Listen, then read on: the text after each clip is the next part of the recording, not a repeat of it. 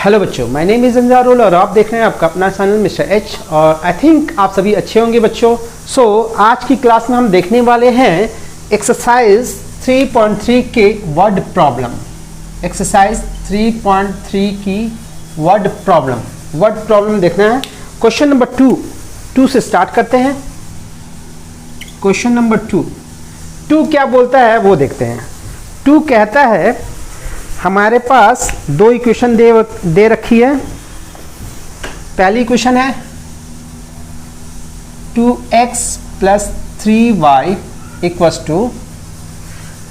11 and second दी हुई है 2x - 4y = -24। ये दो इक्वेशन दे रखी है।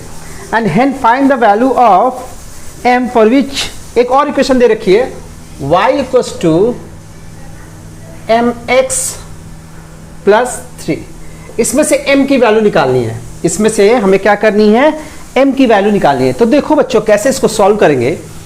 ये दो इक्वेशन है हमारे पास, इक्वेशन फर्स्ट, इक्वेशन सेकेंड, और ये इक्वेशन इसको थर्ड मान सकते हैं। फर्स्ट और सेकेंड को सॉल्व करके बाय सब्स्टिट्यूशन, क्योंकि हम सब्स्टिट्यूशन का टाइप पढ़ रहे हैं, बाय सब्स्टिट्यूशन इसको सॉल्व करके एक्स वाई की वैल्यू निकालेंगे। उस एक्स वाई की वैल्यू को हम यहाँ पे पुट करेंगे। एक्स के जगह पे यहाँ पे एक्स की वैल्यू, यहाँ पे वाई की वैल्यू, यहाँ से एम की वैल्यू हम निकाल लेंगे। ठीक है बच्चों, तो ये हुआ हमारा कॉन्सेप्ट। देखो इसको कैसे हैंडल करेंगे। सब्स्टिट्यूशन फ्रॉम इक्वेशन फर्स्ट, हम क्या करेंगे, यहाँ से 2x की वैल्यू निकाल लेते हैं। 11 - 3y निकाल दिया, इसको इधर शिफ्ट कर दिया, x की वैल्यू आ गई 11 - 3y / 2। अब क्या करेंगे, इस वाली वैल्यू को इक्वेशन 2 में डालेंगे। फ्रॉम इक्वेशन 2, फ्रॉम इक्वेशन 2,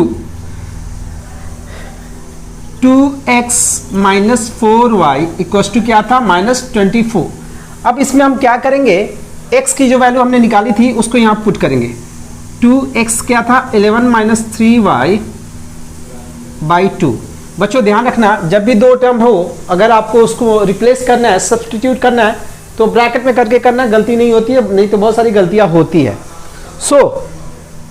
इसको पुट किया, -4y = -24। ये दोनों कैंसिल आउट हो जाएंगे, मल्टीप्लाई और डिवाइड हो रहा है, कैंसिल आउट हो जाएंगे। इसको ओपन कर दो, 11 - 3y - 4y = -24। अब क्या करेंगे, इसको इधर लाएंगे, इसको उधर ले जाएंगे, तो 11 इसको लिख सकते हैं 7y = -24। 11 + 24 हो जाएगा 7y। This is 35 = 7y। y की वैल्यू क्या होगी, y हो जाएगा 5, y 5 हो जाएगा, 7 से डिवाइड हो जाएगा, y 5 हो जाएगा। अब क्या करेंगे, हम वैल्यू ऑफ x निकालते हैं। वैल्यू ऑफ x, उसके लिए हम करेंगे क्या, y की वैल्यू को इक्वेशन यहां पे डाल देंगे, सब्स्टिट्यूट कर देंगे। x की वैल्यू क्या थी, 11 - 3y / 2। y की वैल्यू इसमें पुट करो, x = क्या हो जाएगा, 11 - 3 × 5 / 2। तो x = हो गया 11 - 15 / 2, दैट इज -4/2। कैंसिल आउट होके हो गया 2 -2। x की वैल्यू आ गई -2। x और y की वैल्यू आ गई। अब क्या करना है, ध्यान से देखो, ये हमने सब्स्टिट्यूट करके यहाँ दोनों इक्वेशन से हमने x और y की वैल्यू निकाल दी। x की वैल्यू आई -2, y की वैल्यू आई 5। अब इन दोनों वैल्यू को हम इक्वेशन 3 में पुट करेंगे। Put the value of x and y in equation 3। तो ये इक्वेशन था y = mx + 3, this is 5, m x की वैल्यू क्या थी, -2 + 3। ये 3 इधर आएगा तो क्या हो जाएगा, 5 - 3 = -2m। ये 2 = -2m, m की वैल्यू हो जाएगी 2/-2, कट के हो गया -1। सो m की वैल्यू कितनी आ जाएगी, -1। ठीक है बच्चों, ये हो गया हमारा सॉल्यूशन, ये हम हो गया हमारा सॉल्यूशन। अब देखते हैं क्वेश्चन नंबर 3। क्वेश्चन नंबर 3,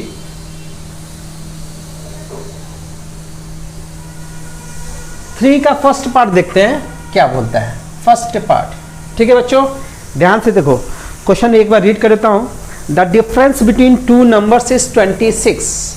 दो नंबर लेना है, मान लेते हैं एक x है एक y है, तो दोनों का डिफरेंस कितना है, 26 दिया हुआ है।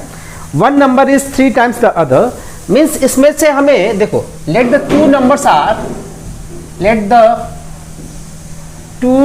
आर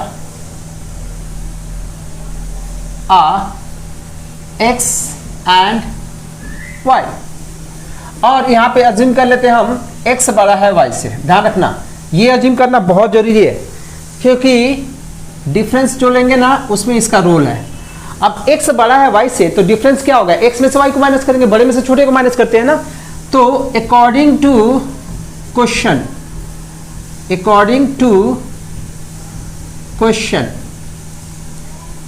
ये क्या कह रहा है, x माइनस y, ये कितना है, 26। फर्स्ट इक्वेशन ये हुआ हमारा। ठीक है बच्चों, समझ में आ रहा है ना कि बड़े में से अगर छोटे को माइनस करेंगे डिफरेंस, तो कितना होना चाहिए, 26 होना चाहिए। और सेकेंड इक्वेशन कैसे बनेगा वो ध्यान से पढ़ो, उसके बाद वाला statement, one number is 3 times the other. एक नंबर जो है दूसरे का 3 टाइम्स है। अगर मैं एक एग्जांपल के थ्रू समझूं, एक नंबर 2 है, एक नंबर 6 है, तो 6 जो है इसका 3 टाइम्स है ना, 3 से मल्टीप्लाई करने पे 6 मिल जाएगा ना।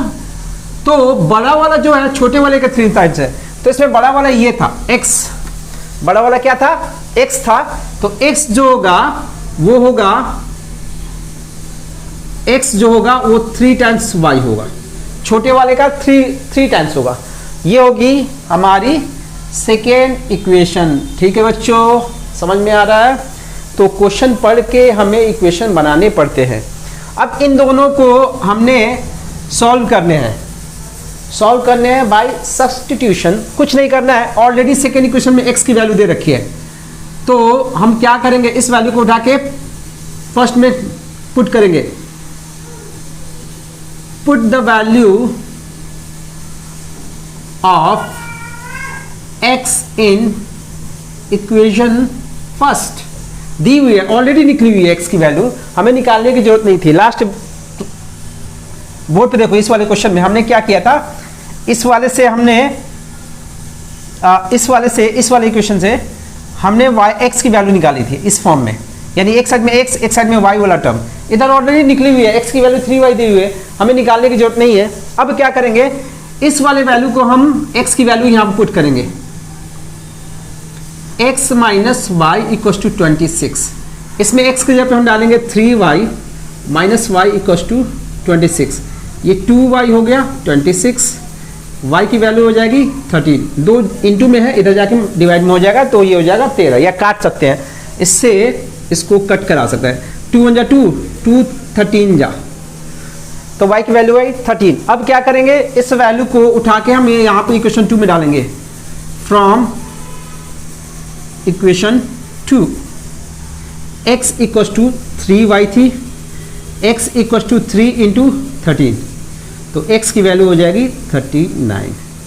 समझ में आ गया बच्चों, समझ में आ गया। तो ये दो नंबर मिलेंगे, हमारा सॉल्यूशन हो जाएगा x equals to 39 and y equals to, solution क्या हो निकलेगा हमारा, x हो गया 39 और y हो गया 13। ये हमारा सॉल्यूशन हो गया।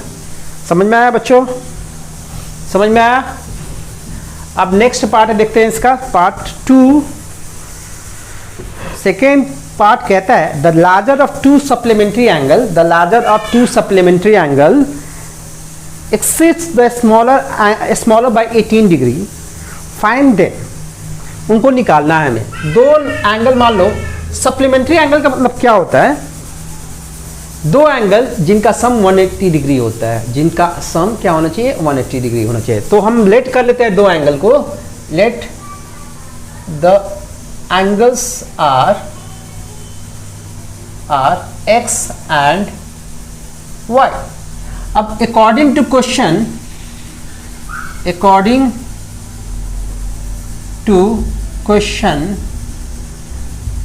हमारे पास एक इक्वेशन बनता है x plus y equal to 180 degree. पहली इक्वेशन ये होगी, क्योंकि सप्लीमेंट्री एंगल, दो सप्लीमेंट्री एंगल तभी माने जाते हैं जब दोनों का सम 180 डिग्री होना चाहिए। अब बोला क्या है यहाँ पे, हमने मान लिया कि x जो है एंगल y से बड़ा है, ठीक है। हमें एक कुछ ना कुछ लेट करना पड़ेगा कि दोनों एंगल तो इक्वल होंगे नहीं, क्वेश्चन के अकॉर्डिंग इक्वल हो भी सकते हैं, लेकिन इस क्वेश्चन में क्या बोला है, दोनों इक्वल नहीं है। रीजन क्या है, इसने बोला है the larger of the two supplementary angles exceeds the smaller by 18 degree. मतलब क्या बोला है, ये वाला अगर हमने x मान लिया ग्रेटर है, तो क्या बोला है, x जो है y से ज्यादा है, x जो है y से ज्यादा है। कितना ज्यादा है, 18।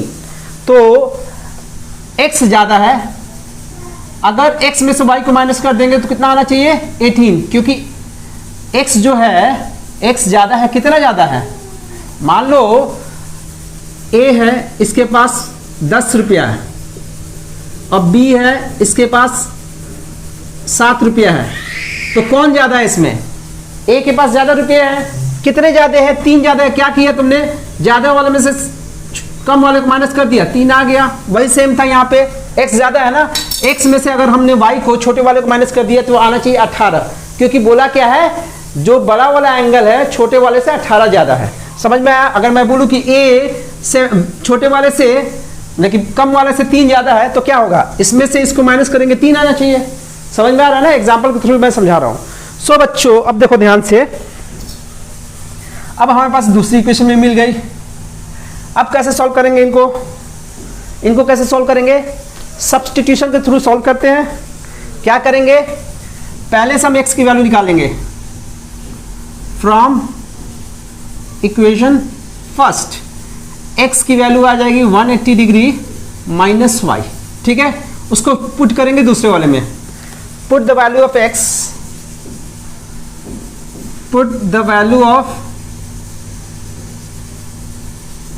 x in equation 2। इक्वेशन 2 में इसको पुट करना है। सो इक्वेशन 2 ये था। अब हमने x की वैल्यू ये 180 माइनस y इक्वल्स टू 18, ये हो गया 180 माइनस 2y इक्वल्स टू 18। अब इसको इधर ले जाएंगे, सॉल्व करना है।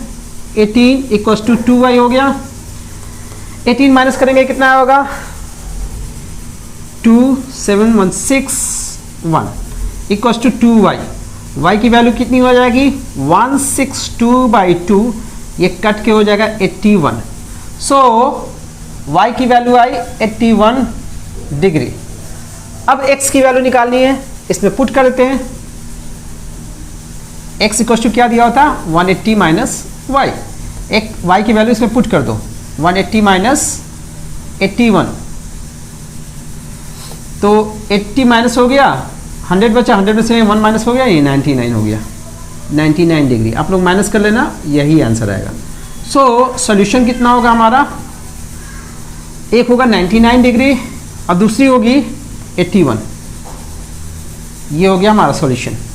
ठीक है बच्चों, समझ में आया कैसे सॉल्व हुआ है ये। अब देखते हैं क्वेश्चन नंबर 3 का थर्ड पार्ट। क्वेश्चन नंबर 3 का third part.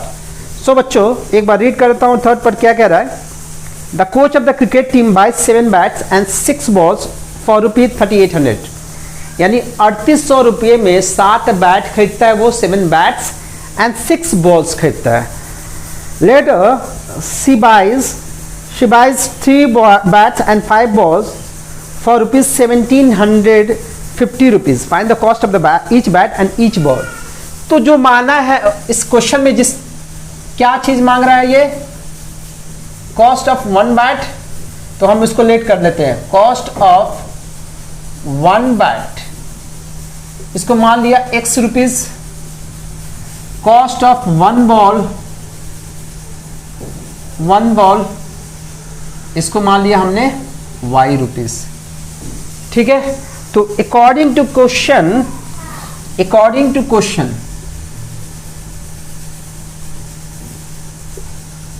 To question.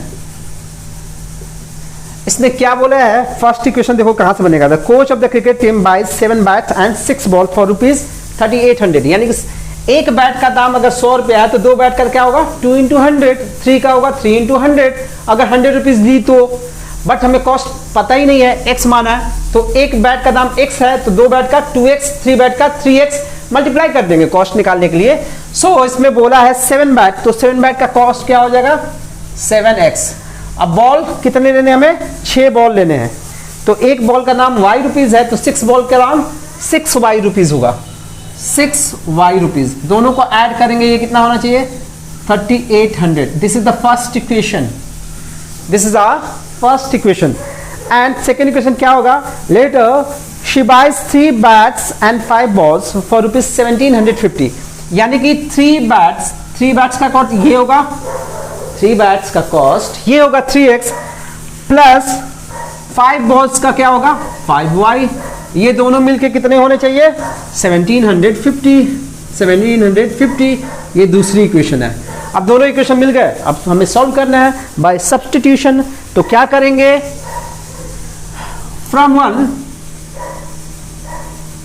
From equation first हम निकाल लेते हैं x की वैल्यू 7x = 3800 माइनस 6y हो जाएगा। तो x की वैल्यू हो जाएगी 3800 माइनस 6y बाई 7। ये होगी हमारी x की वैल्यू। अब क्या करेंगे, फ्रॉम इक्वेशन 2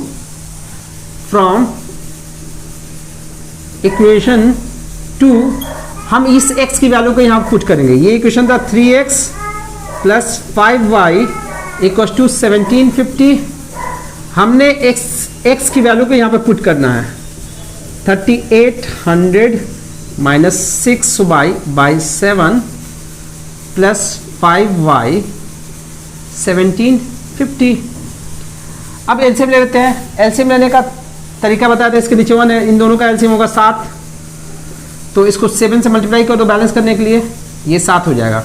तो ये हो जाएगा 3800 को अगर 3 से मल्टीप्लाई करें तो कितना हो जाएगा 8 × 24, 3 × 9, 9 × 2 = 11। ये वैल्यू होगी और ये होगा 18y प्लस 35y = 1750। अब 7 को इधर ले जाते हैं, 7 को जब इधर ले जाएंगे तो कितना हो जाएगा 35 में से 18 गया, कितना बचेगा बच्चों बचेगा 17। तो 11400 प्लस 17y = 1750 × 7 मल्टीप्लाई कर देते हैं 1750 को 7 से, ये 0 हो गया 35 3 49 50 51 52 2 5 बार गया, यहाँ पे आया 5 12 हो जाएगा। यानी कि 12 इसकी वैल्यू कितनी आएगी 12250। ठीक है बच्चों। अब क्या करेंगे ध्यान से देखो, अब हम करेंगे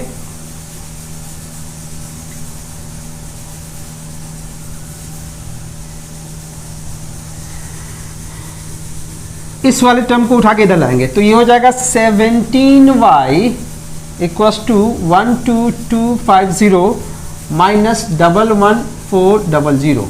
ये माइनस करोगे तो कितना आएगा, ये 50, ये 12 हो जाएगा, 12 में से 4 गया 8, ये 11 होगा, 11 ये इतना होगा। y की वैल्यू हो जाएगी 850 बाई 17, 17 5 85 होता है। ये y की वैल्यू आ गई 50। यानी कि बॉल का दाम कितना होगा 50 रुपया। बॉल का दाम होगा 50 रुपया, क्योंकि y की वैल्यू किसकी थी कॉस्ट ऑफ 1 बॉल। बॉल का दाम कितना होगा 50 रुपया।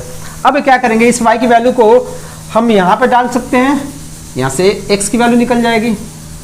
फ्रॉम x कितना था 3800 माइनस 6y अपॉन 7। तो x की वैल्यू हो जाएगी 3800, 6 × 50 300 हो गया, ये बाय 7। 300 माइनस करेंगे तो 3500 हो जाएगा अपॉन 7। ये आई थिंक 500 रुपया हो जाएगा। x की वैल्यू हो जाएगी 500। तो कॉस्ट ऑफ बैट कितना हो जाएगा 500 रुपया, जबकि y यानी कि बॉल का कॉस्ट होगा 50 रुपया। सो नेक्स्ट क्वेश्चन है क्वेश्चन नंबर 3 का फोर्थ पार्ट मैं एक बार रीड कर देता हूँ, आप लोग देख लेना। The taxi charges in the city consist of fixed charge together with the charge for the distance covered for the distance of 10 kilometre the charge paid is ₹105 and for a journey of 15 kilometer the charge paid is 155 rupees. What are the fixed charge and the charge per kilometer? बच्चों मैं ये समझा देना चाहता हूँ आपको कि क्या होता है, अगर आपने कभी ओला या उबर किया हुआ होगा, सिंस गांव के बच्चे शायद ही जानते होंगे, बट आई एम सॉरी, दुनिया इतनी फास्ट हो गई है, उनको भी पता होगा कि क्या होता है। तो देखो क्या होता है, अगर आपने मान लो ओला या उबर आपने बुक किया, तो अगर ओला उबर आ जाता है आपके घर पे, आपने बुक कर लिया, तो उसकी एक फिक्स चार्ज देनी होती है। अगर वो आपके घर पे आ गया, चार्ज देना ही होगा। उसके बाद क्या होता है, अगर आपने राइड कैंसिल नहीं करी और ओला या उबर से जा रहे हो, तो क्या होगा, वो फिक्स चार्ज तो आपको पे करना ही करना होगा, बट पर किलोमीटर चार्ज भी आपको पे करना होता है। शायद बहुत से लोगों को नहीं पता हो, बट ये ऐसा सिस्टम होता है। कभी कभी होर्डिंग या बोर्ड पे देखा होगा, ओला ऐड कर रहा था कुछ साल पहले कि 6 रुपीज पर किलोमीटर, यानी 1 किलोमीटर जाओगे तो 6 रुपया पे करो, ठीक है। सो समथिंग यही होता है, जब भी हम राइड कोई बुक करते हैं तो उसमें 2 टाइप के चार्ज लगते हैं, एक फिक्स चार्ज लगता है, एक पर किलोमीटर चार्ज लगता है, ठीक है बच्चों। सो देखो क्या हुआ, इस क्वेश्चन में बोला है कि एक टैक्सी चार्ज करता है, 2 टाइप का चार्ज करता है, एक फिक्स्ड चार्ज, हम फिक्स्ड चार्ज मान लेते हैं X रुपीज को, फिक्स्ड चार्ज X, इसका डिस्टेंस से कोई लेना देना नहीं है, इसका है कि आपने ऐप से बुक कर दिया, इतना रुपया लग गया, ठीक है। नेक्स्ट एक होता है वेरिएबल चार्ज, जिसको बोलेंगे हम वेरिएबल चार्ज या पर किलोमीटर चार्ज, इसको बोल सकते हैं पर किलोमीटर चार्ज, जिसको हमने लेट कर लिया ₹Y। अब मान लो आपको 4 किलोमीटर जाना है, आपको 4 किलोमीटर जाना है। अगर यहां से यहां तक मान लेते 1 किलोमीटर है, 2 किलोमीटर है, 3 किलोमीटर है, 4 किलोमीटर है, तो यहां पे X रुपीज तो लग ही जाएगा, फिक्स रुपीज, वो तो फिक्स चार्ज है, प्लस 1 किलोमीटर का 1 Y, दूसरे वाले किलोमीटर का फिर Y लेगा, फिर इसका भी Y लेगा, इसका भी Y लेगा, तो क्या बना, ये वाला कॉस्ट और ये 4Y का कॉस्ट सब मिल जाएगा, तो टोटल कॉस्ट आपका इतना पड़ेगा। ये जस्ट एग्जांपल है समझाने के लिए। तो देखो इक्वेशन कैसे बनाएंगे, फिक्स चार्ज तो होगा ही होगा। पहले केस में क्या बोला है, पहले केस में बोला है इसने कि कितना किलोमीटर की यात्रा करता है वो, 10 किलोमीटर। तो अगर यहाँ पे 4 किलोमीटर गया था तो 4Y दिया था, तो 10 किलोमीटर जाएगा तो 10Y देगा ना। और ये दोनों चार्ज मिला के उसको कितना पे करना पड़ा at the end of the journey, I think 105 rupees, ये था 105 रुपीज। ये क्वेश्चन फर्स्ट हो गया। सेकेंड केस में क्या बोला है, अब वो 10 किलोमीटर नहीं जा रहा है, वो 15 किलोमीटर जा रहा है। सो यहां पे X रुपीज तो पे करेगा ही करेगा, प्लस 15 किलोमीटर का वो चार्ज इतना पे करेगा, वेरिएबल चार्ज, जिसको पर किलोमीटर चार्ज बोलते हैं। 1 किलोमीटर का Y रुपीज पे कर रहा है, तो 15 किलोमीटर का 15Y, ये दोनों मिला के दिया है 155। ये हो गई हमारी सेकेंड इक्वेशन। अब बच्चों इसको सॉल्व करना है, सब्सटीट्यूशन से कर लेते हैं, क्योंकि सब्सटीट्यूशन वाला ही टाइप पढ़ रहे हैं हम लोग। सो देखो कैसे सॉल्व करेंगे, फ्रॉम इक्वेशन 1, फ्रॉम इक्वेशन 1 हमने x की वैल्यू निकाल ली, ये क्या हो गया 105 माइनस 10y। इस वैल्यू को पुट करेंगे हम, इस वैल्यू को हम पुट करेंगे इक्वेशन 2 में, फ्रॉम इक्वेशन 2, फ्रॉम इक्वेशन 2, ये था x, इक्वेशन 2 ये था हमारा 155। यहां पे x की वैल्यू को ये पुट करेंगे, ये वाली वैल्यू यहां पे पुट करेंगे, तो ये हो जाएगा 105 minus 10y plus 15y equals to 155। So 105, 15 में से 10 को माइनस कर देंगे तो 5 हो जाएगा, नहीं 5y, ये हो गया 155। अब 105 इधर लाके माइनस कर दो, क्योंकि प्लस का इधर जाएगा तो क्या होगा माइनस का, 5y बराबर हो जाएगा 155 में से आपको 105 माइनस करना है, तो ये हो गया 50 रुपया, नहीं 155 में से 105 माइनस करो 50 रुपया। फिर ये हो गया 5y, y की वैल्यू हो जाएगी 10, 5 एकम 5, 5 दहिया 10, तो y की वैल्यू हो गई 10। अब क्या करेंगे, y की वैल्यू आ गई, इस y की वैल्यू को इस इक्वेशन में पुट करेंगे, put the value of y in x equals to 105 minus 10y, 105 minus 10 into 10, y की वैल्यू 10 थी, सो x की वैल्यू कितनी हो जाएगी, x इक्वल्स टू हो जाएगा 105 माइनस 100 दैट इज 5, x की वैल्यू हो जाएगी 5 रुपीज़, x की वैल्यू कितनी हो जाएगी 5 रुपीज़ हो जाएगी। सो अब इस क्वेश्चन में क्या बोला है, टोटल कॉस्ट निकालना है कि how much does a person have to pay for travelling a distance of 25 kilometre. अब क्वेश्चन क्या बोला है, x और y हमने निकाल लिया। अब क्वेश्चन ये बोला है कि अगर उसको 25 किलोमीटर जाना है तो कितना रुपया पे करना पड़ेगा, 25 किलोमीटर जाना है। तो देखो बच्चों ध्यान से, 25 for a journey of 25 km,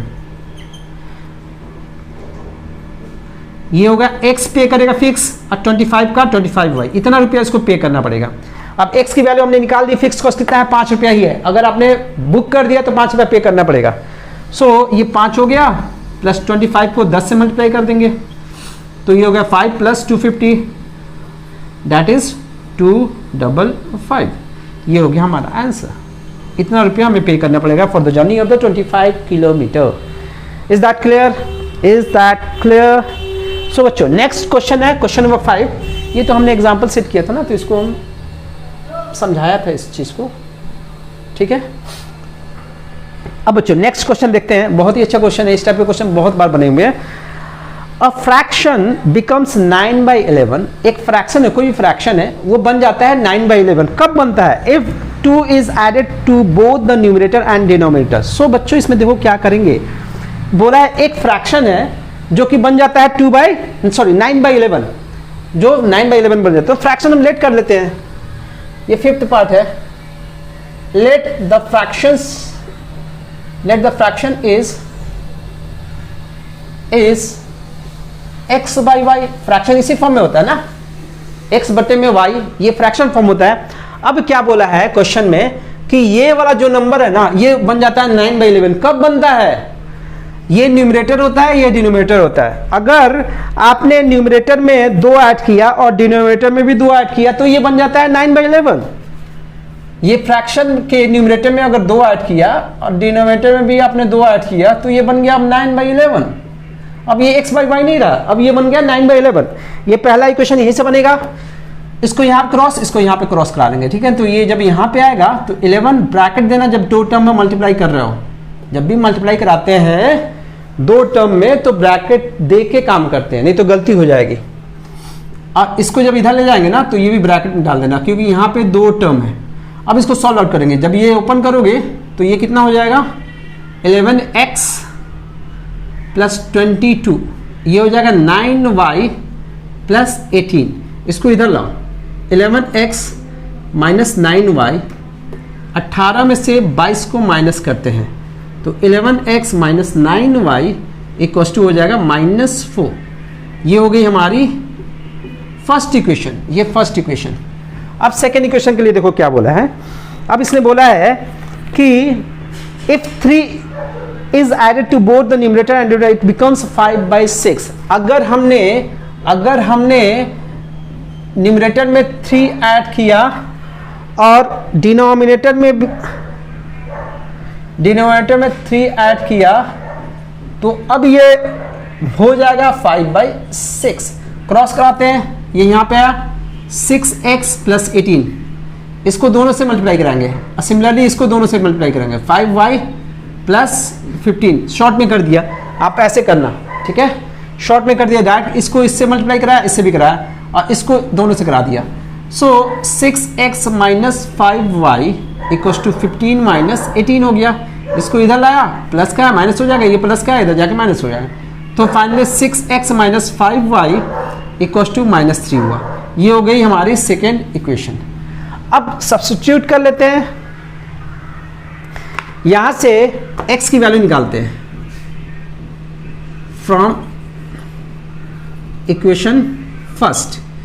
11x equal to ये इधर आएगा 9y -4, x की वैल्यू हो जाएगी 9y - 4/11। सो हमने यहाँ पे x की वैल्यू निकाल ली 9y - 4 = 11। अब करेंगे क्या, इस x की वैल्यू को इक्वेशन नंबर 2 में पुट करेंगे। फ्रॉम इक्वेशन 2 क्या आया था, 6x - 5y = -3। इस वाले x की वैल्यू को यहाँ पुट करेंगे। 6 × 9y - 4/11 -5y = -3। इसके नीचे 1 है, आपको पता है एलसीएम कैसे लेना है। यहाँ पे 11 हो जाएगा, 11 और 1 का 11 हो जाएगा।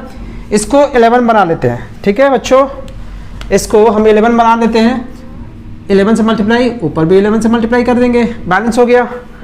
अब इसका एलसीएम 11 आया था, इसको ओपन करते हैं। मैंने बताया था जब दोनों सेम हो जाए तो सीधा ऊपर वाले को उतार देना है। ये हो गया 9 6 54 होता है, 54y -6 4 24 -5 11 55y = -3। अब ये हो जाएगा -24 54y - 55y, ये -y हो जाएगा = ये इधर जाएगा तो ये जाएगा -3 × 11। So this is 24 -y = -33। इसको इधर लाते हैं या फिर इसको इधर लाओ, -24 + 33 = y। y की वैल्यू कितनी हो जाएगी, 33 - 24 इज 9 होगी वैल्यू। अब क्या करना है, इस वाली वैल्यू को हमें इसमें पुट करनी है। इसमें यहाँ से x की क्या वैल्यू आएगी, 9 × 9 - 4/11, ये हो गया 81 - 4/11, ये हो जाएगा 77/11, दैट इज 7 हो जाएगा। सो फ्रैक्शन क्या होगा, फ्रैक्शन विल बी 7/9। ये होगा हमारा आंसर। ठीक है बच्चों, समझ में आ गया, ये हो गया हमारा आंसर। क्लियर है। सो अब देखते हैं क्वेश्चन नंबर 3 का ही लास्ट पार्ट। नेक्स्ट क्वेश्चन है क्वेश्चन नंबर 3 का 6th पार्ट। इसमें क्या बोला है, 5 years hence the age of Jacob will be 3 times that of his son। एक जेकब है और एक उसका बेटा है। बोला क्या, 5 साल बाद, हेंस मीन्स आज से 5 साल बाद, जेकब की जो एज होगी that will be the thrice of his सन, उसके बेटे का 3 गुना होगा। बेटा 5 साल का रहा होगा तो उसकी जेकब की उम्र होगी 15 साल। एक एग्जाम्पल है जस्ट। 5 years ago, 5 साल पहले, आज से 5 साल पहले, पीछे 5 साल पीछे, Jacob's age was 7 times that of his son. What are their present age. Present age देखो, जब भी आता है word problem on the age तो हमें प्रेजेंट एज तो निकालनी ही पड़ती है। नहीं भी दिया होगा तो भी निकालनी पड़ेगी, या कुछ और मांगा होगा तो भी निकालनी पड़ेगी। तो इनडायरेक्टली आपको प्रेजेंट एज तो निकालना ही होगा। सो इस क्वेश्चन में हम प्रेजेंट एज ही लेट कर लेते हैं। इस क्वेश्चन में प्रेजेंट एज हम लेट कर लेते हैं। Let the present age of Jacob, उसको मान लेते हैं x और उसके बेटे का मान लेते हैं y। अब देखो इक्वेशन कब बनाने हैं, 5 साल बाद और 5 साल पीछे। तो 5 years hence, पहले फ्यूचर वाली बताते हैं। 5 years hence, आज से 5 साल बाद। उसने क्या बोला था, जेकब की आयु क्या होगी, जेकब की क्या होगी एज, जेकब्स एज। अगर मैं आज 20 साल का हूं तो 5 साल बाद कितने साल का हो जाएगा, 25 साल, यानी कि 5 साल जोड़ना है। प्रेजेंट एज में 5 साल हमें ऐड करना है, और उसके बेटे का भी तो एज बढ़ेगा कि वो वहीं पे रुका रहेगा, इसमें भी 5 साल जोड़ना पड़ जाएगा।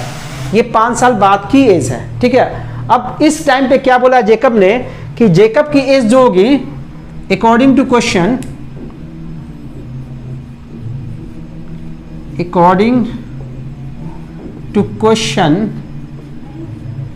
जेकब की जो एज होगी, यानी कि जेकब की एज x + 5, वो 3 times of the age of his son, 3 times of the age of his son, 3 times, हाँ यही बोला है, डेटा यही है। सो अब इसको सॉल्व करते हैं। x + 5 = 3y + 15। x की वैल्यू निकाल लेते हैं 3y प्लस ये 5 इधर जाएगा तो ये हो जाएगा 15 माइनस 5 प्लस का है माइनस हो जाएगा x equal to 3y plus 10। ये हो गई हमारी इक्वेशंस। अब बात की जा रही है 5 साल पहले, 5 years ago। अगर आज मैं 20 साल का हूं, 5 साल पहले कितने साल का रहूंगा? 15 साल। 5 साल माइनस करेंगे, अगो पीछे जब जाते हैं तो प्रेजेंट एज में से माइनस करते हैं, फ्यूचर में जाते हैं तो ऐड करते हैं। तो जेकब की एज कितनी रही होगी? जेकब्स एज, प्रेजेंट एज में से हमें इस x में से 5 साल माइनस करना पड़ेगा और उसकी बेटे की एज y में से 5 माइनस करना पड़ेगा। अब उस टाइम पे क्या बोला? Jacob's age was 7 times that of his son, यानी जेकब की जो एज है, ये वाली एज, जेकब की जो एज है x minus 5 that is 7 times of y minus 5। तो x minus 5 equals to 7y minus 35। तो इसको इधर लाते हैं, x minus 7y minus 35 plus 5, x minus 7y equals to minus 30। ये हो गई सेकेंड इक्वेशन। अब क्या करेंगे बच्चों? यहां से x की वैल्यू, ये फर्स्ट इक्वेशन थी हमारी, डायरेक्ट हमने x की वैल्यू निकाल दी। इस वैल्यू को उठा के हम इसमें पुट करेंगे, put value of x in equation 2। इसमें x की वैल्यू पुट करते हैं, 3y plus 10 minus 7y minus 30 equal to minus 30। ये हो गया 10, 3 minus 7 that is 4y equal to minus 30। इसको इधर लाएंगे, 10 प्लस 30 इक्वल टू 4y, ये 40 इक्वल टू 4y। y की वैल्यू क्या होगी? 40/4, जो कि कैंसिल आउट होने के बाद y इक्वल टू हो गया 10। y 10 आ गया, तो अब इसमें हम x y की वैल्यू इसमें डाल देंगे equation 1, from equation 1, from equation first. ये था x equal to 3y plus 10। इसमें y की वैल्यू डाल दो, x की वैल्यू निकल जाएगी, 3 इंटू 10 प्लस 10 दैट इज 40। ये 30 हो गया, 30 प्लस 10 40। तो जेकब की एज 40 होगी और उसके बेटे की present age 10। Jacob's present age, present age 40 और सन्स प्रेजेंट एज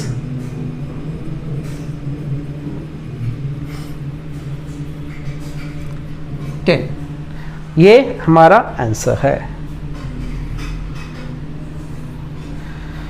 बच्चों ये एक्सरसाइज हो गई। अब नेक्स्ट एक्सरसाइज हम नेक्स्ट वीडियो में देखेंगे, जो कि होगा एलिमिनेशन पे बेस्ड। टिल नाउ बाय बच्चों।